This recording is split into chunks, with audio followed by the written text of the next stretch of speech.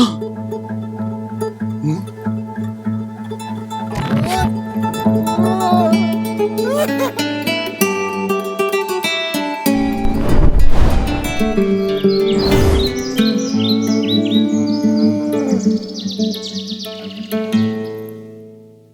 what up? Darren, good to be with you again Here we go, man. Yeah. Round two. We've done this before. It's been a while, yeah, but it's good to be back. Yeah, but not with video. That's right. Now everybody can see our beautiful faces.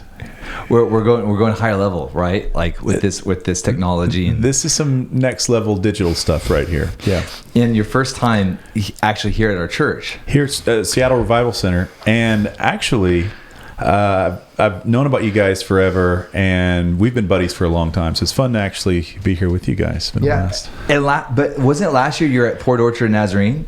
I was, yeah. Is that right? Yeah. Do you know Jerry and those guys? Yeah, absolutely. Yeah. So you did a church in the Seattle area last year. Yes. And you're doing a church this year in the Seattle area. Yeah. Well, I'm a Northwest guy, so it's sort of my backyard. I can always drive up and have some fun with you guys. So are you getting any sort of feedback from the tribe? Like, John, you're selling out. Like, what are you doing? Like, hitting up churches? Well, actually, I'm a bit of a church man. People don't realize that. People don't realize John Crowder even does Sunday mornings occasionally. Really? So, yeah, absolutely. When you do Sunday mornings, where do you go? What does that look like? When I do a Sunday morning, I am always on my best behavior. I'm a lot nicer than I am on YouTube usually. Yeah. Yeah. Is it like, do you guys do mega? Like, is it like a big kind of church where where you can kind of get in and get out without people being like, oh, you mean attending churches? Yeah. I was saying, no, actually, people actually have me in to speak on Sunday mornings as well. I thought the Crowders were now like, But I do go sometimes to local churches in Portland, and we do tend to do slip in, slip out just because, I'm a bit of a celebrity in small niche markets and in the charismatic world. So absolutely. Yeah. We also have groups that we, like a kind of organic group of friends we get together with and worship a bit regularly in like in our homes and that kind of thing. But we also, we do churches and take our kids to youth group and that sort of thing. So last time we talked, you were like doing this like sabbatical thing. Like you were trying to practice rest. And yes, I think you even went to like a silent kind of monastery where you did like an oath or vow of silence. Maybe that was part of that time. I'm not sure. Yeah. I didn't quite take a vow. I'd hate to set myself up for failure in that way and then just start blabbing because I put myself under law all of a sudden. Right. But no, I've always been a big Thomas Merton fan. And when I first got into the church mystics, even that word, like I didn't understand what are the mystics. And I realized there was this rich tradition of contemplative guys who loved the practice of the presence of God. So Merton was one of my favorites. And, he's, for people who aren't familiar, Thomas Merton was this Trappist monk who, a few decades ago was just very popular, and he wrote these amazing books. And so I went to his monastery in Louisville, Kentucky, and spent like 3 days of just silence. And it's amazing. Like you're hanging with the monks. They don't ask you if you're Catholic or not, so you can sneak in there and have communion with them as well. And like you're eating food, and like everybody's just eating silently. And man, everybody is just full on aware of the presence. They're just doing daily stuff, but they are tuned in. They're not just going by routine. They are very conscious of the presence of God. So it was a lot of fun. And I also, that year, I went to Mount Athos in Greece, which is like the center of Orthodox monasticism. And they don't do as many, like the vow of silence as much as the Catholics do, but very cool organic living, like off the grid, carrying stuff around with donkeys in these 1,000-year-old Byzantine monasteries with killer icons all over the walls and candles, and just praying all through the night. It was like, it was almost like a house of prayer that was just hammered, and these monks, they're aware as well. It's not like they're just going through the motions. It's just, they love the presence of God. So that was, I didn't mean to ramble on that so long, but that's awesome. I did do that on my sabbatical last So it was like year, this year-long kind of thing, right? Like where you were attempting to rest, and when you look back at last year and like this year of rest, I guess, I mean, I think that's such a tricky conversation, this whole thing of rest. Like for me, like I struggle with it a lot, because I think a lot of the ways that people say like this is what rest looks like. Like if I try to practice rest the way that other people practice rest, I just feel frustrated. So like it's always been this place of trying to discover what is my rest ethic going to look like, just as far as like just valuing my temple and my family and that kind of stuff. So for you, like with your work ethic, right, where do you find rest? Like where do you feel like you're actually getting replenished and finding like, you know, your color returning back to your skin? That's a great question. I'd love to hear first, though, like you more expand on your experience on that before I give you the answer, because I see what you did here, John. Flipping the tables a little bit. Yeah, absolutely. So for me, like my sanctuary of solitude has become LA Fitness. Nice. Right. Like, so for me, I never would work out at the gym or anything. Do you wear yoga pants or? Oh, absolutely. Absolutely. In fact, I got my own line. Great. So if people want to go onto my website, you can check out, Stotts. Yeah. It's like, it's inappropriate pastor wear, is what it is. Yeah. We don't want to make anybody stumble. Yeah, exactly. But like the thing about it was like going to the gym wasn't about like getting ripped. Like it was literally like my place of just zoning out of any sort of like work stuff or ministry stuff or relational stuff, and it gave me something to focus on as far as like sets, reps, all that kind of stuff. But honestly, I'd also just like cruise Instagram. I'd be watching different YouTube videos as far as how to do things right, and so I would spend probably, and then I'd hit up the sauna, the hot tub. So for me, it was just about really just enjoying myself for a period of time during the day, knowing that for the rest of the week I'm gonna have to be very intentional with my focus, with my energy, with my bandwidth. And so so it was literally like almost just having permission to hang out, and working out was like the excuse to go and do that, to the degree where if I felt like that time got robbed from me, I would feel angry. I was like, I feel like I got robbed. And so like that became part of my Monday. The day. It's funny too, because I'd run into people from the church and stuff, and I'd tell people in the church like, you love me on Sunday because I don't have to see you on Monday. Like I need this day to really just kind of like disappear, and so that's been something I still practice now, and something about the sauna as well, like something about just like torturing yourself. That's just like, I feel rested, So that's kind of what I've been practicing for almost 2 years, I'd say. Yeah, that's great. Yeah. I think physical exercise is so underappreciated at times for the centering aspect, because our bodies and our spirituality are connected. And you always you have people that get really weird with that concept, and they come up with all these spiritualized diets and sort of get superstitious. But there's just something about just getting centered and grounded. Now I'm currently in a bulking season right now, but I do love the way that exercise, it kind of flushes your head, especially at the beginning of the day, of just the importance of stuff that needs to be done. And in ministry, there's always some open-ended thing, project, situation, emergency that needs to be dealt with. So it just sort of centers you, and there is definitely a meditative, contemplative aspect of that. And if you look at these guys in monasteries, so often they're active monks. They're not just kneeling, praying all day long. They're baking bread or churning butter or whatever they're doing. There's a physicality to it. There's a manual labor aspect even to it. And I think that's healthy for everybody to do something physical. Paulie says, mind your own business, work with your hands. Now that doesn't mean you can't be an attorney or whatever, but I think there is something to just simplicity in our life. And man, we're in such an age of rapid information and technology, and just to almost unplug and be Amish sounds very romantic to a lot of people, but I think in our daily lives there are ways we can do that. I think for me, one thing I do in the morning is I don't immediately reach for the phone. I think that's such a temptation, and that's messed my head up in years past, where you have that pressure of the ministry and you can lose yourself in that.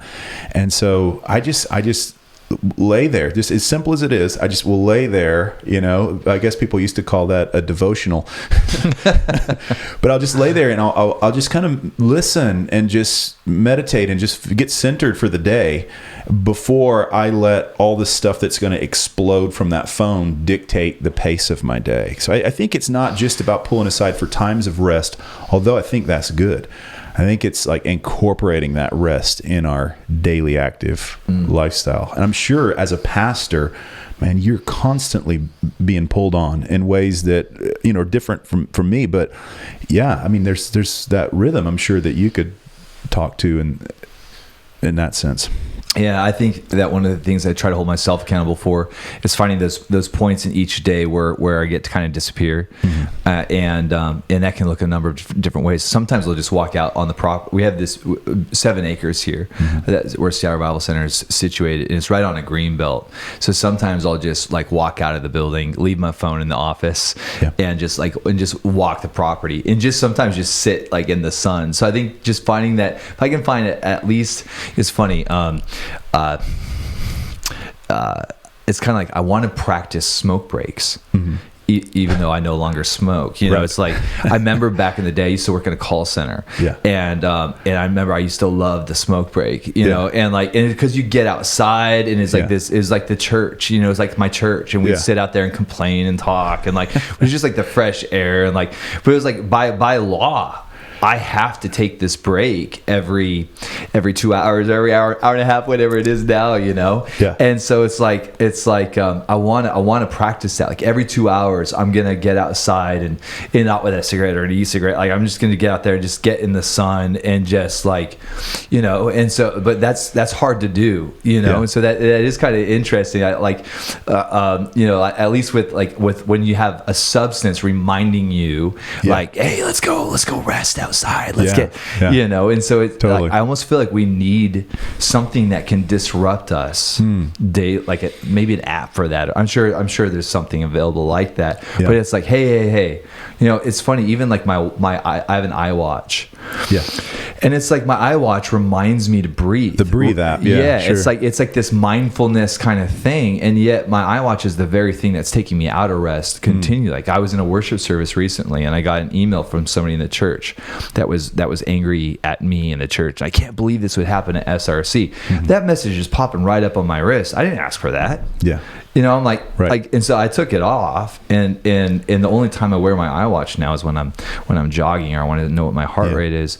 But it's so, I think that's like the tension right now is that they're trying to strap technology to us to always be nagging us and always kind of driving us but then they're trying to like also build within it this component of like we don't want to kill it, like realize this could kill you because it's just driving you insane, so now let's give you your moment of zen. It's like so I feel that tension, being a pastor, of like the reminders, the notifications, the urgency of feeling like I need to respond to something right now because somebody's offended.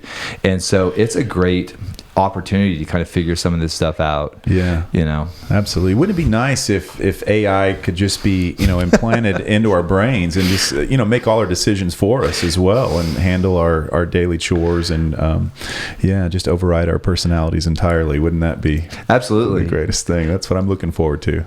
I was thinking about what you're saying, because there's a form of rest that we find within our work. So I even find, like, when we go on vacation to Hawaii or something, like if I can do some writing, I actually find a certain amount of rest in that. And I was going to ask you, when it comes to like your own theology for work, because one of the things I've always respected about you is just your output.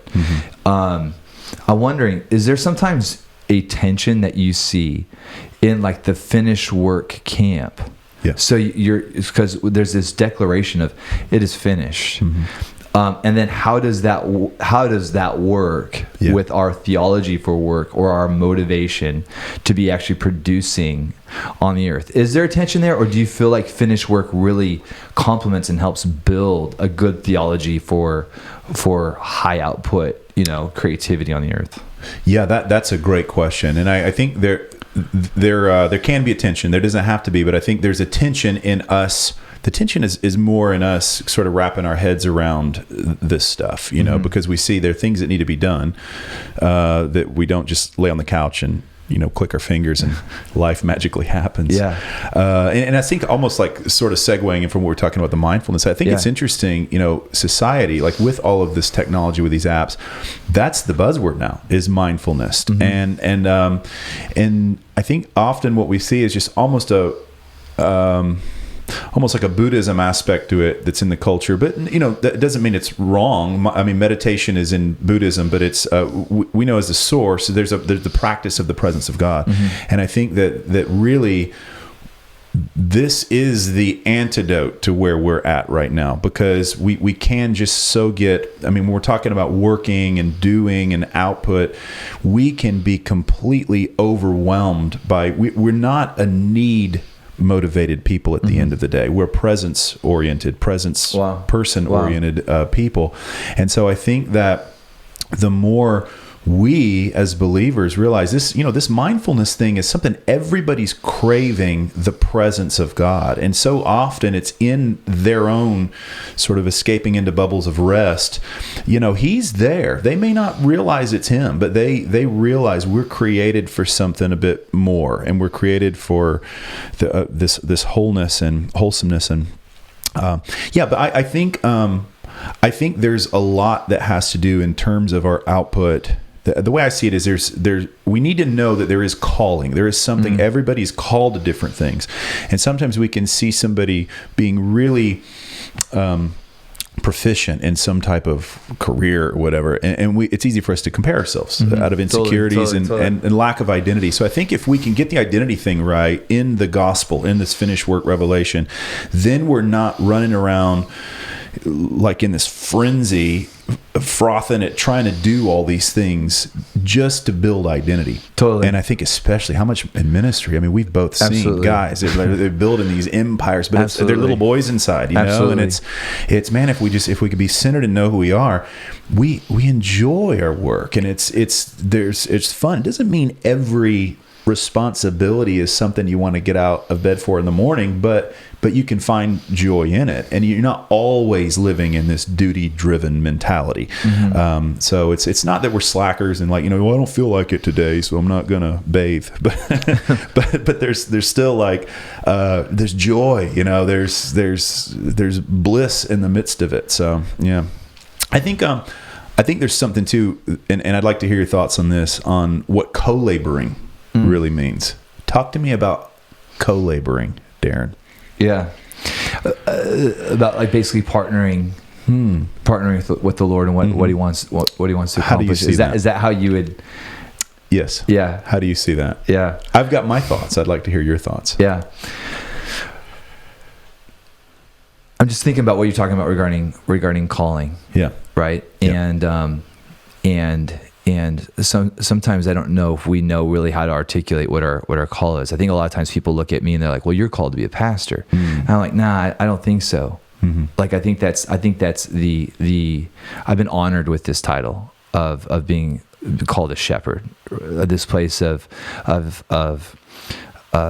taking care of a group of people within the context here at, you know, at Sarah Bible Center. So like, what does it look like to love God and then to love people and watch as that love transforms lives, you know? And so that's something that I get to do, this wonderful opportunity. But I feel like when it comes to calling, I don't know if I'm able to really articulate that, because I feel like there's so much in me that resonates with different things. I can watch a stand-up comedian, and there's just something in me that just starts to light up, you know, where I feel like, man, I know, like there's something in me that wants, you know, I went and actually tried it at an open mic night last year with my buddy, because there was something, I was just curious, you know, and I feel like that there's something there that has to do with my call, but I can't really articulate what it is. There's something about music. I don't really lead worship anymore, but there's something about playing music, creating music, producing music, where like I just watched a documentary about Rick Rubin the other day, and as I was watching it, I was like, I just know that there's something there, you know. And I'm sure the same thing would be true of you when you're engaging with different art and different things, where things that just light you up, you know, it's a part of who you are and what God has called you to do. So when I think of co-laboring with the Lord, I feel like the invitation for me is not to be put into this pastor box as far as this is what a pastor does, this is what a pastor looks like.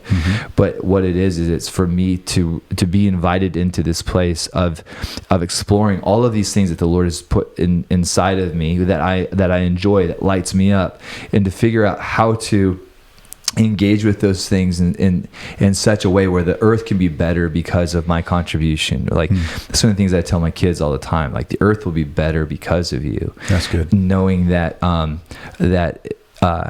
that's where, when I think of co-laboring with the Lord, I feel like it's that place of going, like I'm working on a project with my kids right now, and when we're doing it together, there's all this joy. I think about when we built a tree fort on property that wasn't ours, so the city ended up tearing it down.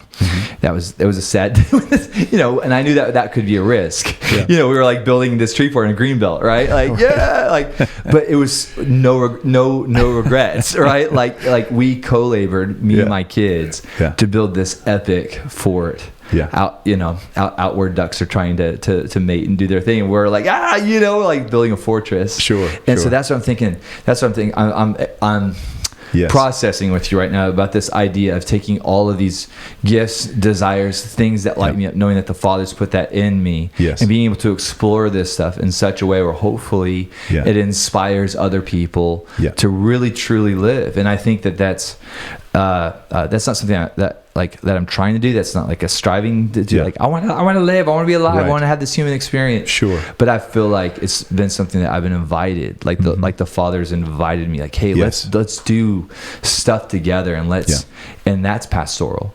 Like, because through those expressions, people are experiencing the love of God, and they're being invited into that love journey. And I think right there, you know, the gospel is a participation. I think when people hear us say it is finished, it's not like we just don't do anything. We are participants in this whole cornucopia of life, and just like you enjoy participating with your kids, and you're trying to draw their calling out of what do you want to do, what's in your heart. And I think so often we're asking God, what do you called me to do? And he's like, what's already in there? Like, what you have these desires. I have the same thing. I love comedians. We share that, and I've toyed with the idea of doing so, but at the same time, you've heard me preach. It's like I can't help but that's who I am. It spills out. If I'm not goofing around, I don't feel like I'm not enjoying it. And I know God's getting bored. He doesn't want to be in the meeting. So you're the same way. I said today, we've never had a serious conversation. So, I mean, you're beaming with fun and joy. So I think, there are these aspects. This is probably the most serious conversation we've ever. It probably is. We're being very mature right now. Yeah, we're being big boys. Yeah, that's right. Now. We've got our big boy pants on. Yeah. So I think when it comes to calling, so often here's how I say it is: what would you do if you could do anything in the world, and money was not even an issue on the table? If you could do anything, whether or not you got paid for it, you would do it anyway, and yet maybe get paid for it. Okay. Now it doesn't mean, I'd play Xbox all day long, but maybe there's something even in that what games are you, if you're doing first person shooter games, you shouldn't go shoot anybody, but there's still maybe something within there that, I was actually a worship leader myself. Were you really? You would never want to hear it. Come on. I'm not as good as my cousin David. And so we were, like on guitar or like solo, like with a mic, like come on people. I was more like a freestyle rapper is what I was. Yeah. New metal worship. No, I played bass guitar actually, really? But I haven't touched it in 15 years. And you would lead worship from the bass? I would lead worship from the bass. Yeah. I could play around with other things. I'm old school renewal guy. That's so incredible. I was like Kevin Prosh days. Like Sting. Like didn't Sting like He did, he did. But I was into, Kevin Prosh would have all these crazy instruments. Remember that? Absolutely. And so I bought the hammered dulcimers, and I was a hippie. I could grow hair back then. I had a Kevin Prosh do, and blowing your conch shell and all that. I was a flaming charismatic at one point. I mean, I probably should not broadcast this, but believe it or not, John Crowder sewed his own prayer banners at one point with fabric from Michael's and a bag to carry my my banners in. Now, were these banners to sell, like on a product table, or were these banners that you would integrate as you? I had no led product table. Okay. This is back when you make stuff just to enjoy it in the service. Yeah, I'm wondering if we should broadcast this. I'm having some doubts now. Yes, I've been through the whole gamut. Okay, that's so awesome. So I enjoyed worship and I enjoyed music, but I wasn't that great. Now I was actually pretty good at bass, but I couldn't hold a tune. Yeah. And so I would sit and I was trying to write music because I just wanted to write. I had this desire to create. Yeah. And so I'm sitting one day in a coffee shop and I'm just trying to write, and I got frustrated with trying to write music, and all of a sudden this poetry started coming out. Now you don't think of Crowder as the poet, but but at the time, man, I was just this creativity just pouring out of me, and I'm writing, and then I just realized, man, I love writing.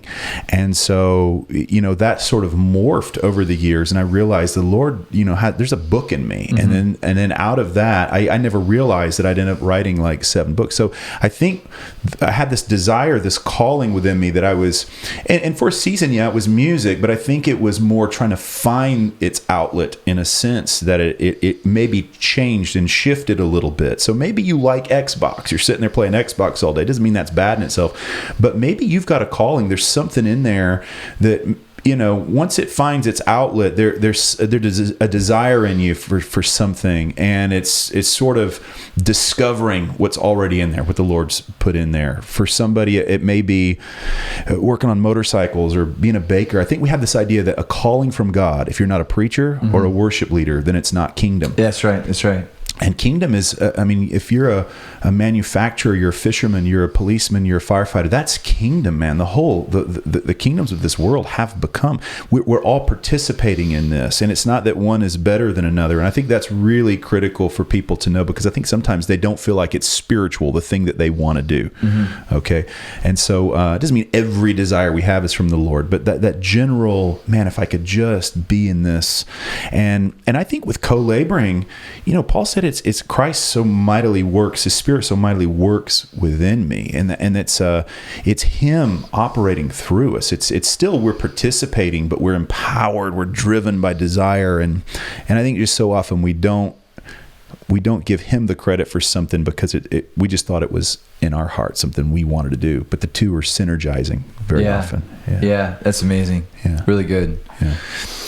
I want to ask you about kind of switching gears. We hit on this last time when we did a podcast before, and I wanted to hit on kind of this whole thing of the doctrine of salvation, and what I've been thinking on just throughout even this weekend, this whole place of, okay, so when were you saved?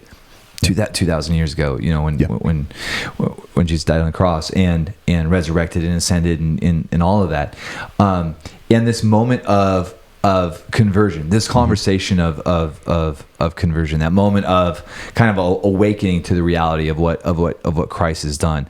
Yeah. And I'm trying to think back on my own story of real surrender, to the Lord, and one of the things I'm thinking on as you're talking of is we're included, right? Humanity was included on the cross and in the grave, and there needs to be the proclamation of this good news. But how do we? So what I'm wondering for you, John, is when you're doing stuff in third world countries, or you're just ministering to people out in the streets of Portland, or whatever this looks like, that moment when there's this discovery to this truth. And kind of the old school way of the sinner's prayer of believe in your heart, confess with your mouth, and would you pray with me? What we're talking about this weekend is, at that moment isn't the moment of your salvation, but at that point there is this kind of this declaration where you're kind of coming into agreement with this revelation, and as I'm just kind of talking here, like I feel like when it comes to weight loss, which is probably one of those things that every year, January 1st, this is the year I'm going to lose all this weight. Then you get into February, March, and like, it was a great idea. Yeah. I think what really kind of like makes that successful is when we're able to really make some sort of commitment, where there's some sort of accountability and some sort of reminder of what so the question, John, is just like, in light of what Jesus has already done. Yeah. What do you think is like a good, just kind of best practice as far as being salt, being light, but also being perhaps that catalyzing agent whereby somebody can truly make that commitment? Yeah. Because there can be kind of a, I realize it's not our commitment that saves us. Sure. And yet that it is a commitment where we really begin to contrast that new reality. So would you mind just kind of speaking into that? And it's just been something I've been thinking through as far as finished work, but that and that salvation moment, but also kind of like what our role is as far as being salt and light and walking people through this process. Yeah, that's a great question. And I think it is so important that we hammer out that T.F. Torrance, great theologian, he said, if one link in the chain of salvation is left up to me, then the entire chain is as weak as its weakest link. So I think we have to come at it really solid that our decision doesn't save us. It's we didn't invite him into our lives. He's brought us into his life. So we start from a place of union without even realizing it. John 14:20, he says, "In that day you will realize I am in the Father, and you are in me, and I'm in you." So a lot of times what we call getting saved is our realization of our union. But we don't always have a theology for that. And sort of what we get handed in the evangelical world is that's the moment Jesus jumped inside of you, or that's the moment. And it becomes like this transactional thing that we played a part in. But in breaking that down and bringing it back to the reality that it's thanks to Christ and him crucified that he is the bedrock of salvation. What he did, he's the savior of the world. If I lift it up, I'll draw all to myself. In saying that, it doesn't mean that we don't make a decision. It doesn't mean that we aren't called to repentance or to faith. It's just that we're putting those things in their proper place as byproducts of reality, as he has declared it. So it's not repent and believe so that you may be saved. It's Christ has done it. Therefore, let's change our mind. Therefore, let's trust. Therefore, let's live it out. Let's and not just dip our toe in, but really live it out. Let's be possessed by this reality, because this is reality. And I think it gets us out of just this like, what day, when were you saved? What's the moment? Write it down on a paper. And that's fine, but it can almost become this sentimental sort of superstitious thing, when in reality, this is a union that has always been here. He's always been for us. And there's a deep call, because there's a lot of people that, well, I've always been a Christian. I can't think of the moment I was saved, but I love Jesus and I live for Jesus. Am I not saved because I didn't have a lightning bolt moment? It's not about the when, it's about the who. And so, so I think coming at this from an inclusion perspective, that all are in him. In him we live and move and have our being. Paul said that to pagans. In him we live and move. With that perspective, if I see some, Joe on the street, I don't say pray this prayer so Jesus can save you. I say you realize God loves you. You're fully included. The disciples, they belonged before they believed. That's right. In fact, Jesus told them, he said, the kingdom of, and Pharisees and everybody who's listening, the kingdom of God is within you. Yeah. He said that before the cross. Yeah. It's interesting. Yeah. So I say you're included. Therefore, let's wake up to this. Let's engage in this relationship, because the relationship is two ways. But fortunately, both sides of those are fully fulfilled in the God-man Jesus. So it's not like I can fail God, right? But he wants us He wants us living our full best life. He wants us to succeed. It's not about disappointing him. It's like he hates sin because sin destroys us. So he wants us living like it and all this. Yeah, so I think it's just putting things in a different perspective, not truncating salvation down to this experience that we make happen, but rather we are experiencing something that he has solidified. And yes, there's a call to commitment and living it out and enjoying it. And yeah. So what do you think about like the sinner's prayer? I don't think it's a horrible thing in itself. I think, whatever, and the Lord will use anything despite the theology. I think there's a lot of different ways that it's engaged. I don't think it's like wrong. I think it's not this magical formula that gets you in, right? But whatever, just if you can get people relating directly to God rather than just listening to you, what? Hey, let's talk to him. Totally. I think that's great, and it's okay to hey, forgive me my sins. But confession is really, I think Capon said, it's dragging our sins into the light of Jesus so we can see they were forgiven all along. Wow. So even with like our evangelism campaigns and stuff, I kind of switched up how I did that. It wasn't like pray and Jesus will come.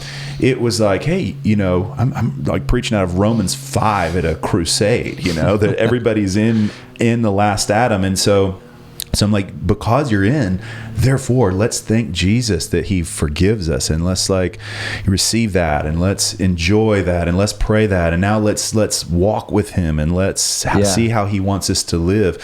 So it's like, hey, you're already included. Rather than you get into my club, it's like, hey, guess what? You're already in. You didn't know you're in the club. Yeah, absolutely. I mean, because I think that like the sinner's prayer tends to be more for us than it is for God, right? Yes. Like, and I think that sometimes it's helpful to have the moment of I do, even though he already said absolutely I do. Absolutely. He said it on the cross. I do, no matter what. Absolutely. Yeah. And I feel like it, like ceremony is somewhat important just for our own kind of humanity and conscious process, as far as those defining moments whereby we're saying from this point forward it's going to contrast from the previous. Yes. And that's where I was trying. That was kind of the question behind the question was, for John, and how you're walking this out as far as what that looks like. It's funny. I was at a funeral. It's not funny. I was at a funeral, but I was at this funeral. And callous man. I know. Yeah. This pastor went into an altar call, and he'd been in ministry for years. It was one of the most awkward, probably even inappropriate altar calls I've ever heard, because somebody's died and everyone get bad at a everyone's funeral, grieving, or if they say this person's gone to hell, or have you been one of those, they're not a believer? I've never. Like, how could you possibly do this? You are. I was sitting there kind of like, are we really going to do this now? Like, if you ever want to see Uncle Ted again,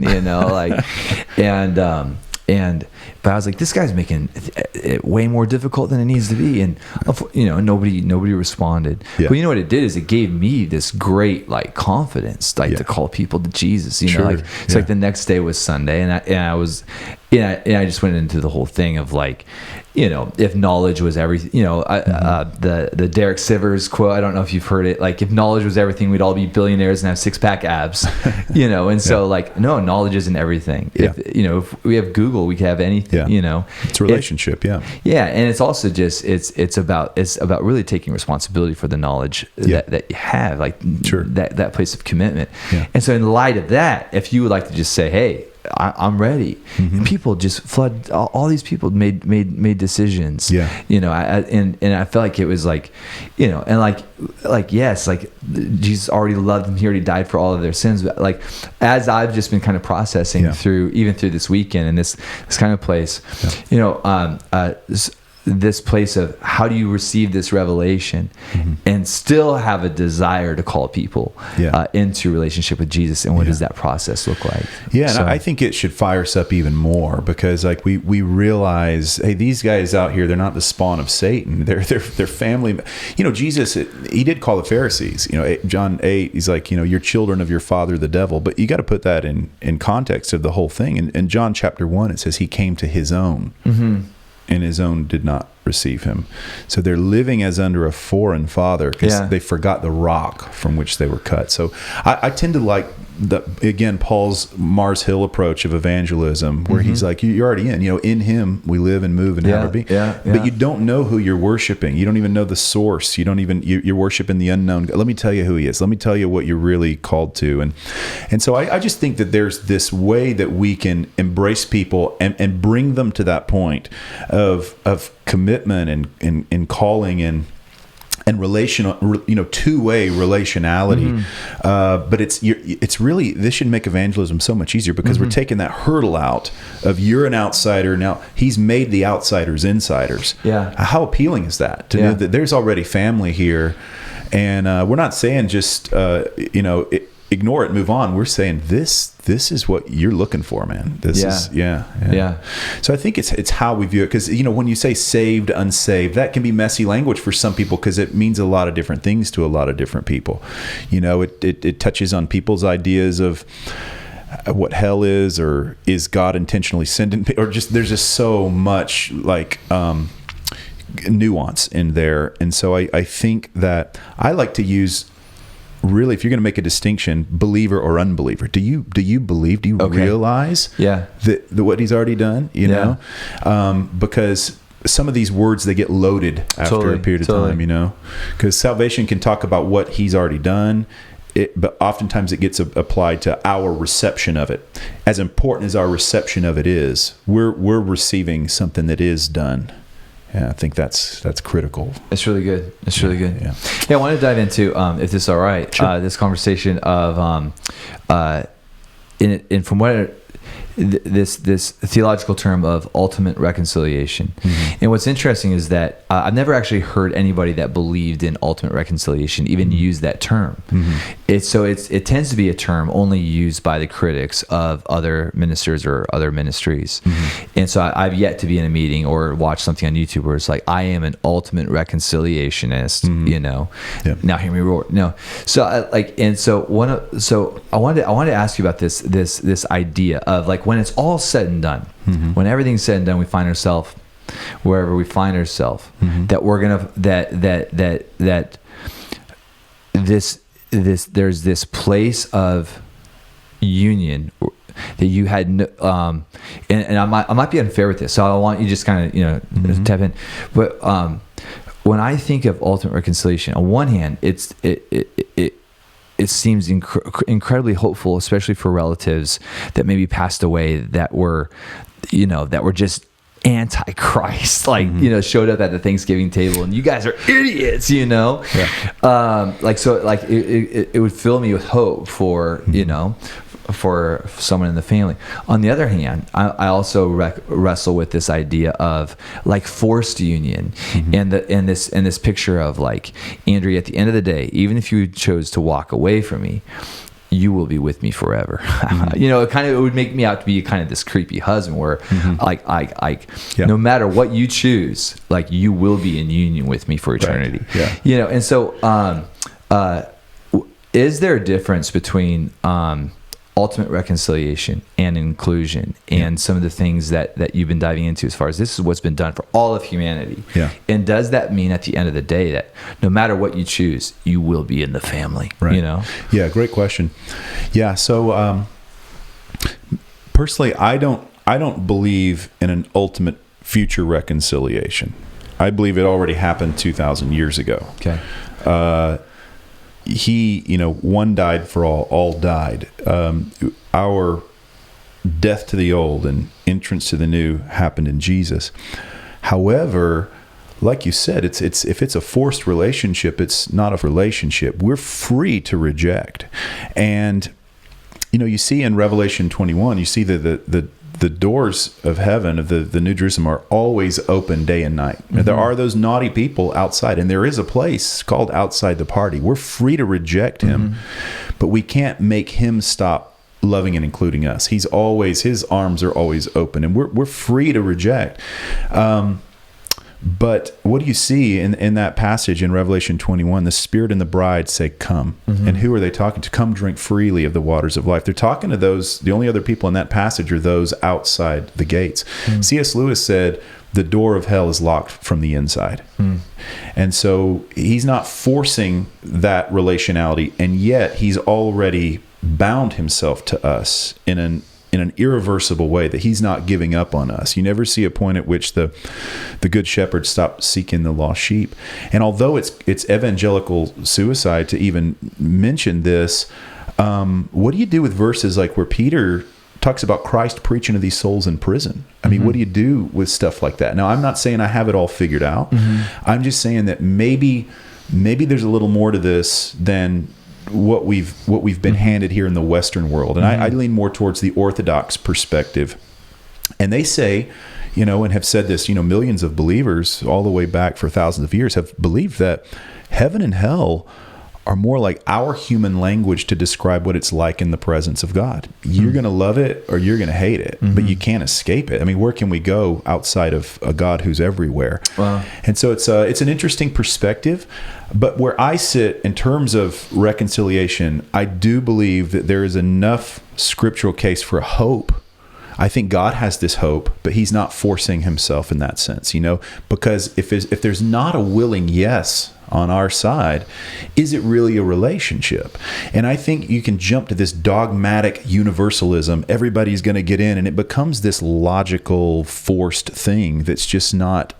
It's not really relational.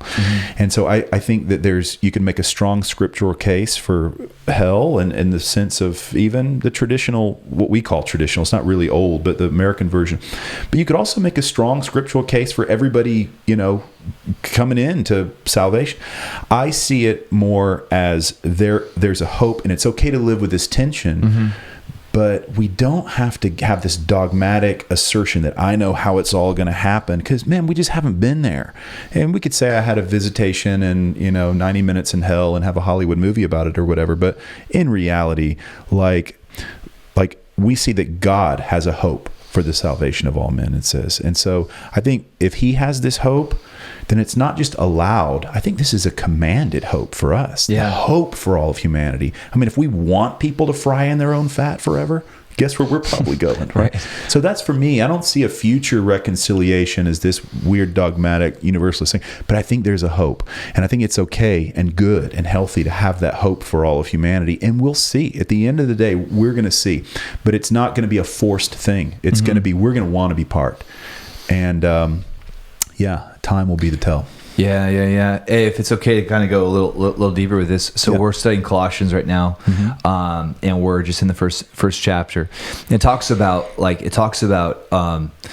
the centrality of Christ, and it says some pretty big things there in Colossians 1, and it talks about not just humanity, but it refers to all things. Yeah, and it refers to all things in the cosmos and on the earth. Yes, and it talks about him reconciling all things. And so,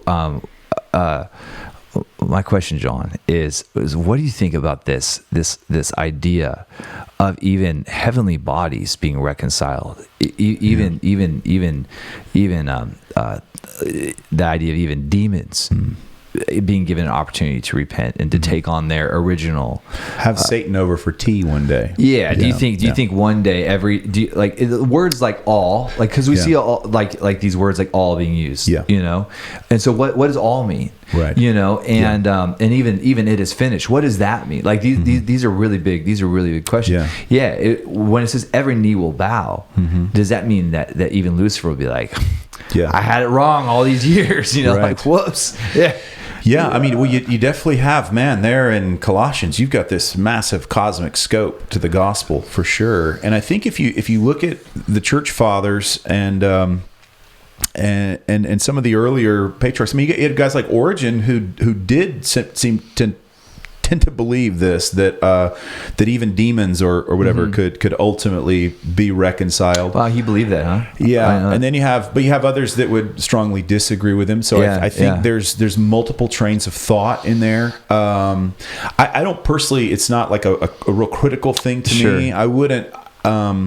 Because I think some of this may be a little beyond our metaphysical pay grade. Because what actually makes up a spirit? Like we picture Satan like a personality with horns, and I'm not saying he isn't real, but like it may not be like a necessity for reconciliation in the way we think of it. I think we sort of anthropomorphize Satan and put him into like our.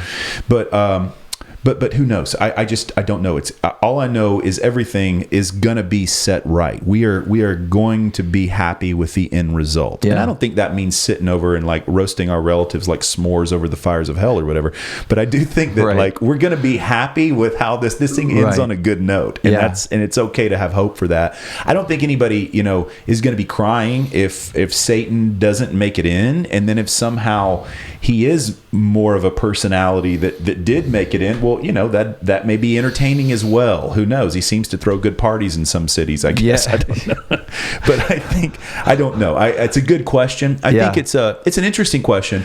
I try to hesitate from being dogmatic on something like that. Sure. But at the same time, realizing the scope of the restoration of all things really is all things. So it kind of messes with the mind a bit. And also I think that there's also probably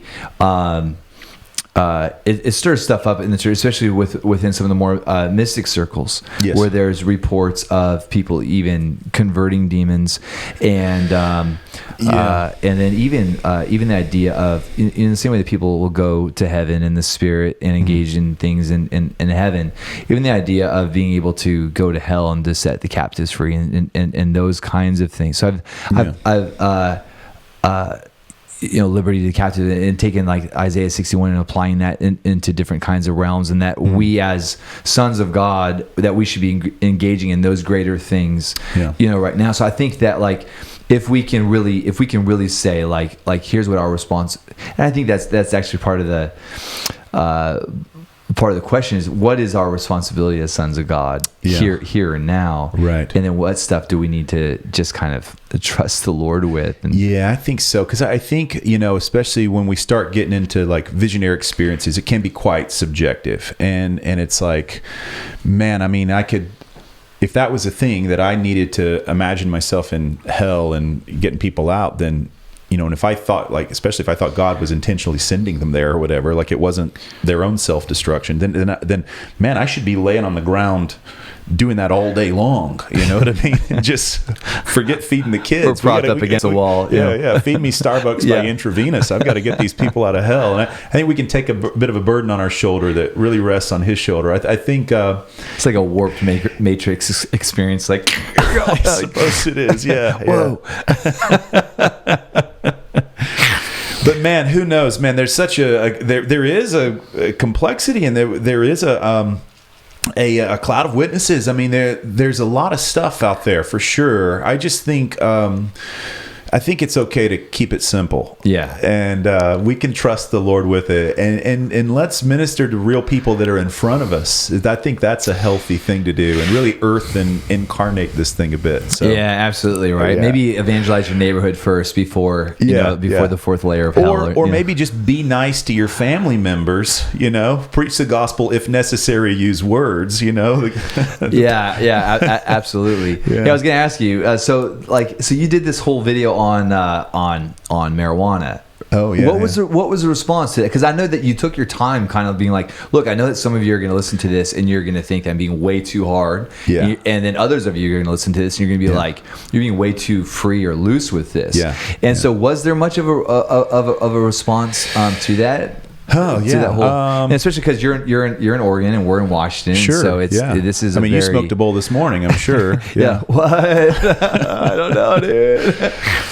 You know what? It wasn't as controversial as I thought it would be. I think you definitely have people that if you address any type of specific social issue, you're going to have the attaboys from certain people, and then the fury and rage from other people. So I try not to weigh in too much on real specifics, but when I do, I try to always bring it from a gospel perspective, because I don't want to like break those bridges of like the ability for somebody to receive the gospel over something that, as important as it may be, isn't like on par of rejecting the divinity of Jesus or something like that. It's just we need to live healthy, and Paul talked about healthy morality things, and so I think there was quite a bit of good feedback, and it was cool, as a lot of guys were like, hey, I've actually listened to you for years. I'm a total pothead. They wouldn't call themselves that, but they're like, I smoke every day. And they're like, because I respect you, I'm going to actually listen through this and pray about it and meditate on it and reconsider my life choices. I thought that was really cool. That is. Because that's something we just don't see a lot of these days, is just humility in the church. To Totally. realize I don't have everything figured out. I mean, you do. Absolutely. Yeah. But yeah. Yeah. No, I think it's an interesting conversation. It's definitely something that's like with the whole GLBTQ kind of conversation, because these conversations are becoming like, they're really just beginning right now in a very intense way within the church. Yeah. And so you know how that can go. It can go one of two directions. Yeah. And I feel like there's definitely a responsibility right now within the church to be able to have articulate conversations. Yes. And being able to establish good biblical boundaries, right, in order to really direct our children in the trajectory of the church. Yeah. So it is an interesting thing because you love people and you want to do right by people. Yeah. And at the same time, typically as generations progress, they tend to be a little bit more liberal and a little bit more free, and that's a little frightening looking at the state of the church right now. Sure. in 2019 going into 2020. Yeah. And just looking at like what's the trajectory of the church when here in Washington, Oregon, when it comes to things like the GLBTQ conversation, when it comes to the abortion conversation and a mother's right to choose. How dare we try to take that away? And these different kinds of things. And I know when it comes to the abortion conversation, you've been very outspoken with that. Yeah. And so I don't know if it's a question here. I guess like the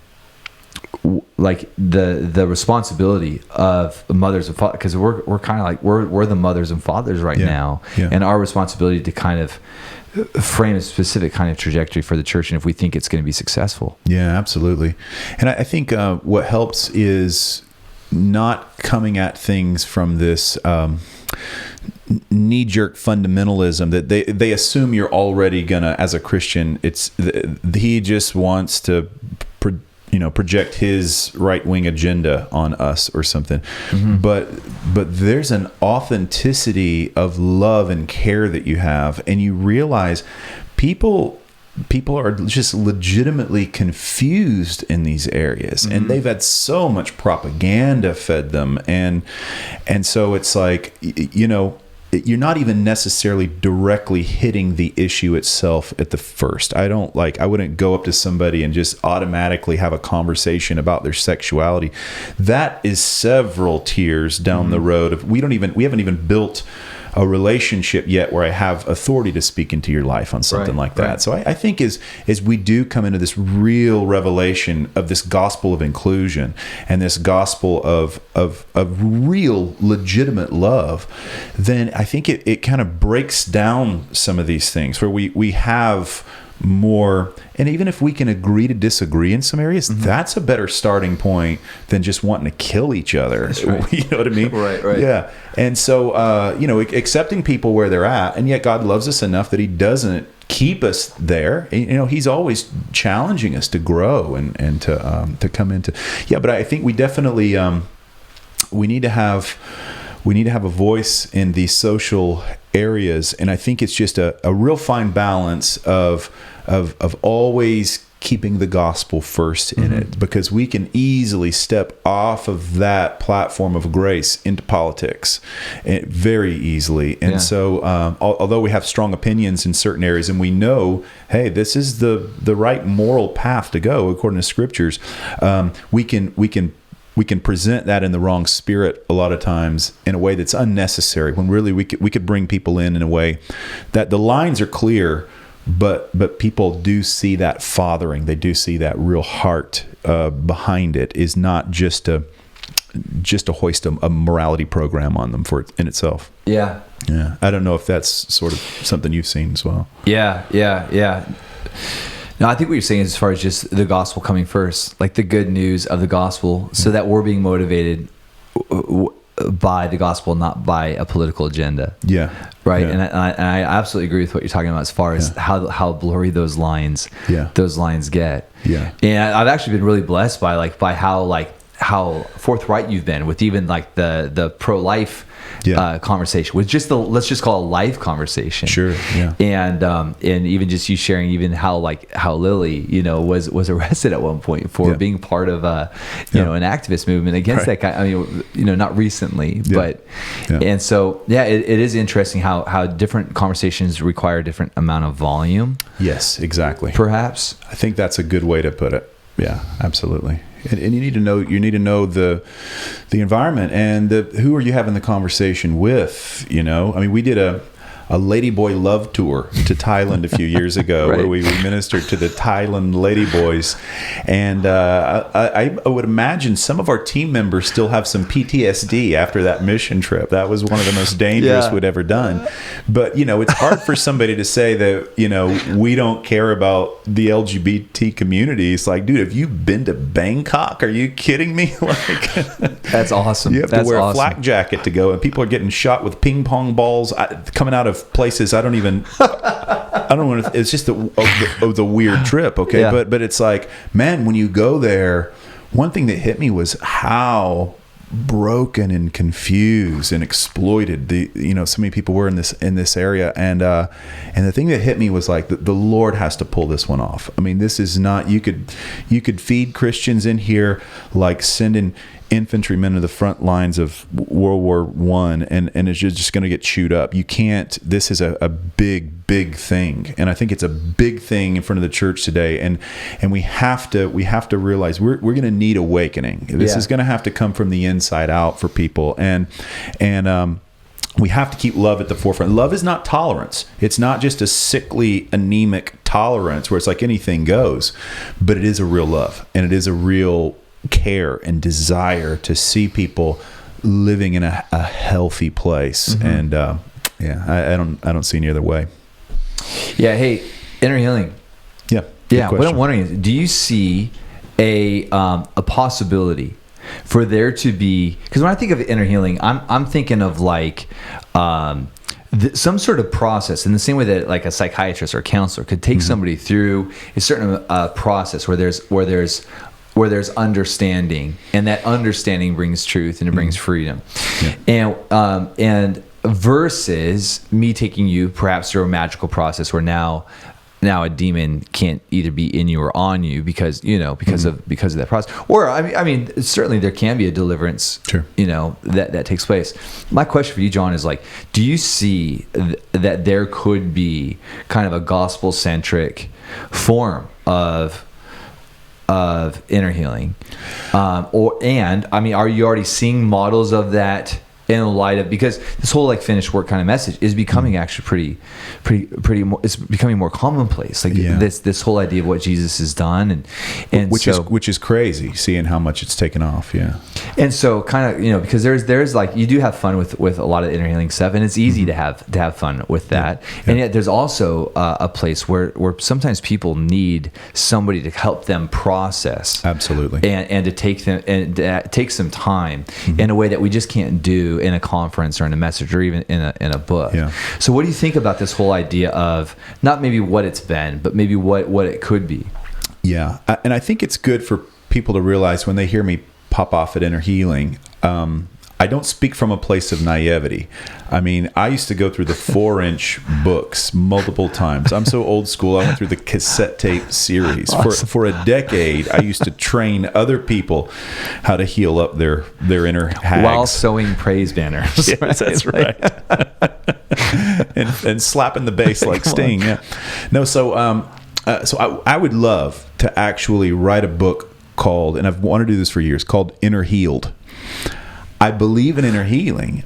I just believe I'm healed. And so what I'm saying is we have to start from the finish line, rather than having people, we'll go through these steps and we'll get you fixed. It starts from this place of you're whole. Let's discover what that whole-ness looks like. You've already arrived. You're not lacking anything. You're not messed up. We're just retraining our mind. The mind is being renewed to the reality that it's already the mind of Christ. And so, yes, I absolutely want to see this, where we get a lot of this superstitious stuff out of the way. I mean, so many of these things have just been truncated to a list of make-believe demons that you just read off and renounce. I was going through one of these one time, because back in the day, you'd go through any little course that you could to get extra spiritual points, and so I was sitting there with this guy and his wife, and his superpowers, he'd look you in the eyeball, and then as you read down the list of make-believe demons that you're renouncing, he would just wait until you flinched, and if you made one little move, then he would have you redo that one. And so I'm going through, and it was getting bad, because I could see ahead of time. I'm looking down, and it's coming to the mocking spirit. Now, for starters, I know I have a mocking spirit, but you can't laugh when you're renouncing a mocking spirit. Right. Major red flag. And the fact that I'm not allowed to laugh just makes me want to laugh. It's like Saturday Night Live or something, in a serious skit. You just, once they start laughing, you can't. So I get down and I renounce the mocking spirit. And he's like, whoa, hang on a minute. Whoa, we need to do that one over again. You were like... Yeah. And then the next one was something like bestiality, and then it was just out the window. I was like, I'm pretty sure I've never done that, but I'm laughing, but we don't really need to, but just in case, I did have a crush on Miss Piggy.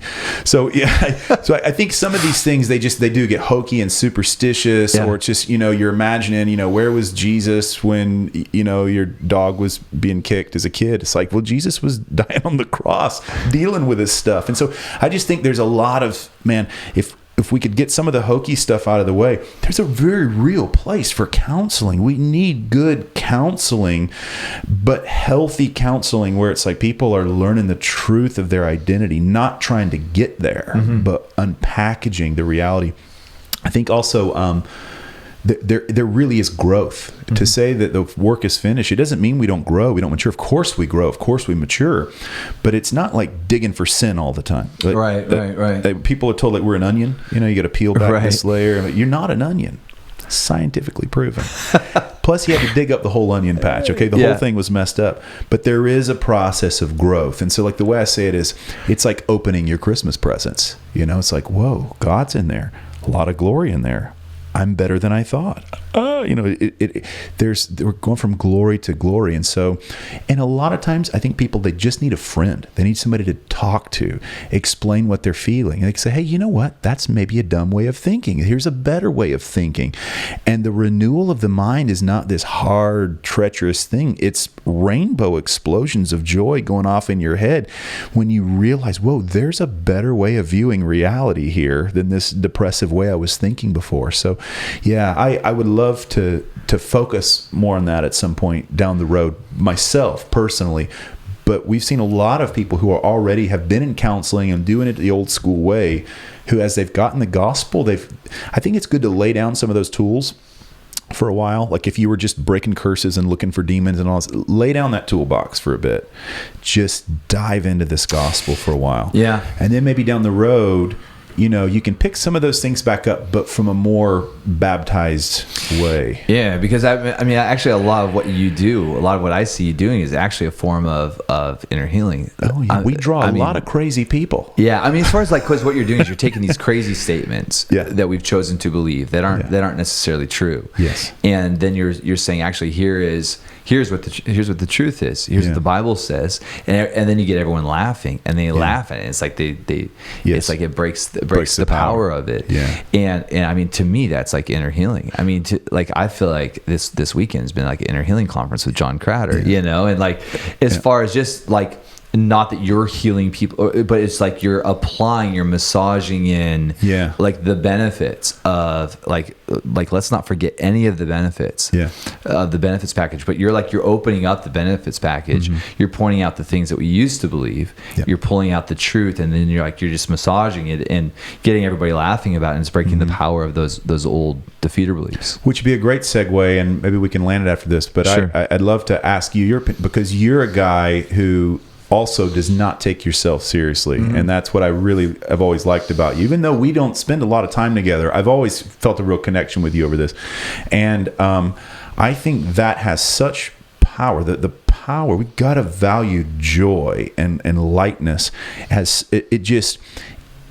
and the humility and joy, because you're not taking yourself so seriously, it denudes, it just strips the power away from self-importance and so many of these serious issues in society. And as a guy who appreciates comedy, I probably should not admit this as a preacher, but you know how I roll. I love like the whole vibe of a comedy club where guys can they're making jokes, even because in a comedy club everybody knows it's a joke. If we can't laugh about it, then we're taking it too seriously, and then you might really have an issue. When we strip away this self-importance and we can just laugh about stuff, that's where this unity is going to happen in society. And I think with some of these, I don't know if you're of the same mind with humor and stuff, but I just think there's such a power in that, and in terms of breaking human pride, which is at the root of so many of our societal ills. Shoot. I remember being a kid, and it's the only time I ever had a dream of Jesus. And in the dream, Jesus was just talking, and I was laughing uncontrollably. He was making me just laugh and laugh. I remember waking up, just tears coming out of my eyes. Nobody had ever made me laugh like that, and that was my one and only encounter actually with Jesus. Wow. And I wonder if there was an impartation there. I actually wonder if there was an impartation from His heart to make people laugh and to enjoy people, and to, and I think that's the biggest thing. This word enjoy means to add joy to. I feel man, that's part of what I love to do, is to bring joy into environments, to bring joy to people. And it helps us take ourselves less. I don't think of that consciously. Today, I'm not gonna take myself seriously. Right. If you analyze it, you've lost it. Exactly. You're having fun. What if He gave us joy just to make us happy? That was the purpose, right? No utilitarian, absolutely, man. So I feel there's something about joy right now, right? Especially just look at what's happening with Netflix and all the comedy specials. Dude, it used to be like that in the video, in Blockbuster Video with horror movies. Remember, horror movies just resonated with people, and you have these these low budget, horrible, trashy horror movies that people loved. And now it's like that with comedy. It's like people are realizing that there's something that just resonates and comes alive, and we can just forget about everything and just society's laugh. Gotten so serious, so polarized. I mean, what better time to cheer people up? And it's the fruit. It's the fruit of the Spirit, man. It's love, joy, and then look what that produces. But it's not the same as happiness. Right. I've got the unhappy version of joy. Right. Deep down in my heart. I'm going to extract the happiness out of your joy. No, this has been great, John. Thank you so much for just creating this time, for us to sit down. Absolutely. And thanks for letting us do the cross pollinating here with the Jesus trip and having both channels. Every time you'd ask me a question, I'd be like, oh crap, what I'm not used to that. But man, it was a lot of fun, and it was a blast. Well, let's both tell people, because I know some people are watching on our platform and some are on yours, how they can connect with the Supernaturalist podcast and all that, just Seattle Revival Center. Yeah, absolutely. So our church is Seattle Revival Center. People can follow us at seattlerevivalcenter.com, and it kind of hubs out from there. And then probably if you just go to on YouTube, Supernaturalist podcast show, everything will come up, or just put my name in, or DarrenStott.com. Everything kind of hubs out from there as well. Great. How about yourself, John? If people want to connect with you, how can our main people do website is thenewmystics.com, and we've got our Jesus Trip videos that we put out once a week. You can find it on YouTube. I'm on all the Facebook, Twitter. How long have you been doing the Jesus Trip for? Been doing the Jesus Trip for, oh my goodness, probably over 10 years now. Dude, you were one of the first, you were the pioneers of YouTube. There was actually a documentary done on me on cable television. It was Al Gore's station. It's owned by Al Jazeera now. And it was called The YouTube Prophet. That's awesome. That is awesome. It was actually more positive than most of the stuff the church had ever said about us. It was pretty fun. Yeah. I mean, I love the Jesus Trip. Love just the whole introduction. That that's a trip. The flying whale that poops a rainbow or something. And then a guy comes out with a flute. I don't even know what all's going on in there. That's awesome, man. Love what you're doing. And love what you guys are doing here. So it's been a blast. And thanks for having me for the weekend. And been a fun show for sure. We'll go for it tonight. And tomorrow morning, Sunday morning. Absolutely. John Crowder. Sunday morning. Awesome. All right. Much love. stuff. Take care, man. Hey guys, if you want some solid meat to chew on, we just released our brand new issue of the Ecstatic magazine. I've got an extended length article, Pure Distillate of 200 Proof Christology. It's free to read online. Visit thenewmystics.com/ecstatic. Our calendar of events for 2020 is now up and rolling. You can get tickets for events coming to your region or fly into one of our special destination retreats. We're hosting several of our flagship 3-day mystical schools. That's our main supernatural equipping intensive. But we also have some unique special gatherings and tours, some of which are completely free to attend. As for the more exclusive destination events on tap, we've got a marriage retreat, a gentleman's retreat, and ultimately our heaviest gospel drinkers out there, you'll be glad to see a return of our 7-day Telos course coming to 2 spots worldwide. The first event of the year kicks off in the Dalles, Oregon. We have a Supernatural Joy Clinic, January 10th through 11th. This event is absolutely free. However, registration is required. Visit thenewmystics.com/joy to sign up. Please take note that our one and only conference event coming to the East Coast of America in 2020 does kick off at the beginning of the year. It's a mystical school coming to Harrisburg, Pennsylvania, February 21st through the 23rd. After that, no more East Coast Crowder. Our Reading events in Northern California always pack out, and it's one of the wildest, ravenous bunches ever to show up for a mystical school. If you're on the West Coast, be sure to hit up this Festival of Word and Wonder coming February 7 through 9 as we explore the bliss of the gospel together. Keep in mind, this will be our only West Coast mystical school, as well as our only event in the state of California for 2020. We do have discounts available for ministry students. Visit thenewmystics.com/CA. Detroit, Motor City. For the first time ever, we're bringing a 3-day mystical school to Motown. You're the comeback city. It's revival time, but we're still not going to hold this in a part of town where you can get killed. So sign up while space is still available. The school is coming up in January 2020. Visit thenewmystics.com/Detroit. I'm back in the Netherlands in January 2020 for our only mystical school in Europe for the entire year. It's been quite a while since we had an event in Holland, so make your way to Nijkerk at the start of the year. Get all of the info and sign up at thenewmystics.com/Holland. I'm coming to Omaha, Nebraska in April 2020, and I'll be locked and loaded. Are you a legalist, leftist, fundamentalist, progressivist? You will get triggered. Whatever your flavor of religionist ideology, we will butcher all your sacred cows. You'll get triggered.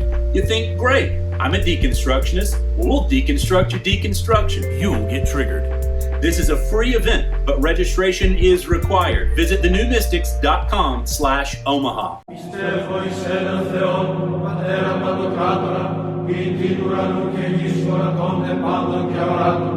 Και εις έναν Κύριον Ιησού Χριστόν, τον Υιόν του Θεού, τον μονογενή, τον εκπαρατός και λυθέντα προπάντων των αιώνων, φως εκ φωτός Θεών αληθινών, εκ Θεού αληθινού, και λυθέντα που ποιηθέντα, ομοούσιον το πατρίδιο τα πάντα εγένετο, του οδεί εμάς τους ανθρώπους και για την ελευθέρα σωτηρία, κατερθόντα εκ των ουρανών και σαρκωθέντα.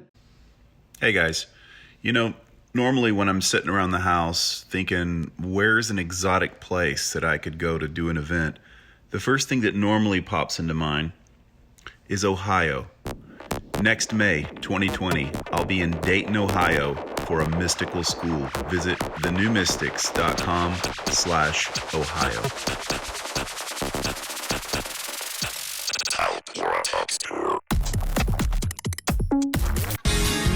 My God, I'm coming to Pensacola, Florida, June 2020 to put the fun back into fundamentalism.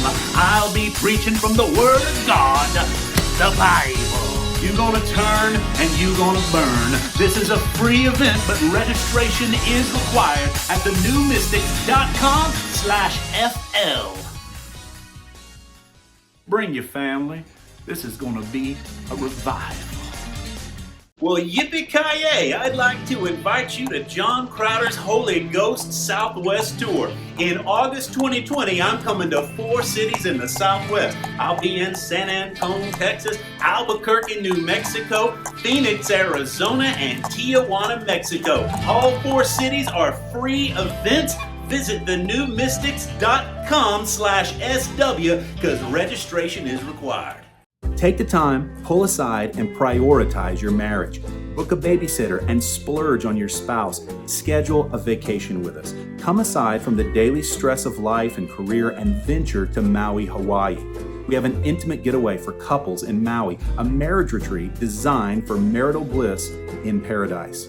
It's John and Lily Crowder with Rick and Melissa Wood. Far from a religious fix-me-up self-help program, this marriage retreat is a glorious detox from the fears, insecurities, identity hang-ups, and awkward communication gaps that can blind or dull us to the glory of marital joy. Have you ever heard that the honeymoon doesn't last forever? Well, religion tells us that marriage will be difficult, that it requires lots of work to repair your broken, sinful self. But marriage is the delight of discovering Christ within one another. A gospel perspective should effortlessly revolutionize our expectancies and supernaturally rekindle a ravenous desire for our spouse. This retreat is designed to deepen your relation at every level. Marriage is not hard work, but it is about intentionality. This retreat will be full of fun and candid discussion. We'll cover experiential, real-life topics like sex, money, parenting. You can turn a living hell into a tropical paradise. But this is not just an intervention for troubled marriages or folks with problems. It's all about growing in grace perspectives. Plan now for September 2020. Registration will be limited for this retreat, so we recommend early sign up at thenewmystics.com/retreat. If you're a gentleman who likes a dram of whiskey with your theology, we have just the thing for you. We are finally hosting one of our gentlemen's retreats in America. Join myself, along with Baxter Kruger and Godfrey Birtle, for 3 days of worship, theology, and distillery tours on the Bourbon Trail in Louisville, Kentucky in October 2020. This is not Baptist Summer Camp. These retreats have sold out quickly in the past 2 years that we've hosted them in Scotland. Now that we're bringing it stateside, we do recommend booking in early to reserve your spot at thenewmystics.com/Kentucky. We have only one mission trip opportunity open for applicants where you can join the team and be part of releasing the supernatural gospel of Jesus Christ. In January 2021, we are going to Nicaragua, a joint mission with myself, John Crowder, together with Matt Spinks. Heal the sick, visit the poorest of the poor and the garbage dumps, and get activated in Holy Spirit power as you go. There's plenty of time to plan, but space will be limited. So get in your deposit and lock in your spot at thenewmystics.com/NICA.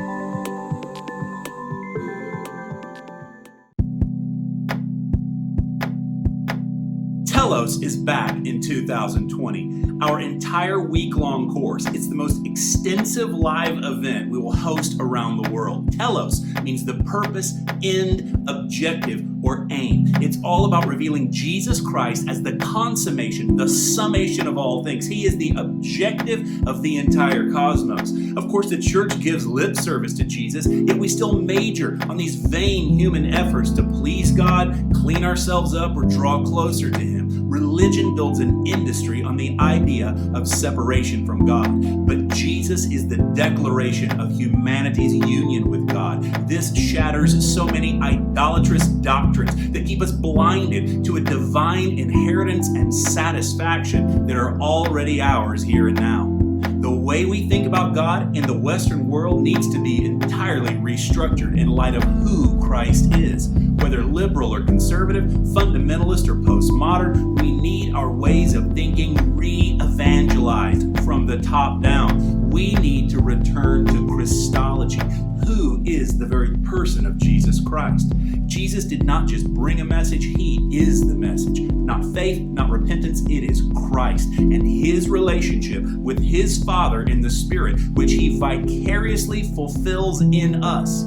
It's not ultimately about our human effort or belief, but His finished work, His perfect faith. He is the restoration of all things, the completion, the end, the eschaton, the omega, the word, the very logic of God, the ultimate goal, the purpose of all human history. Jesus Christ is the telos of all things. Now that is the ecstasy of all ecstasies. But it takes time. To change decades of separation thinking takes time. To reform centuries, even millennia of toxic ideas in the church. To revisit the flaws of one broken religious self-effort doctrine, well, the entire sweater begins to unravel. So more than any event that we host, even our mystical school intensives, Telos offers more hands-on hours, time for unpackaging straight grace, Christocentric ways of thinking, because the gospel changes everything. And this is more than theology. It must be done in an atmosphere that is experientially charged, wherein we taste of our union with God and not just talk about it. We need Holy Spirit, not just doctrine, but substance. A 7-day intensive course that's compact, concentrated theological detox, Holy Ghost intox, saturated and impregnated with miraculous expectancy, with a whole week of inundation in this fire hydrant of pure distillate of Christology and supernatural impartation. We can cover so many questions that linger, concepts that need expanding, unravel our indoctrination, and drink of the pure bliss of unadulterated new covenant wine. If you plan ahead, anybody can pull aside for this jam-packed week. It takes some intentionality to take a sabbatical, to make a pilgrimage for 7 full days of nonstop gospel glory. This is not a regular course that I'll be taking on the road to a city near you.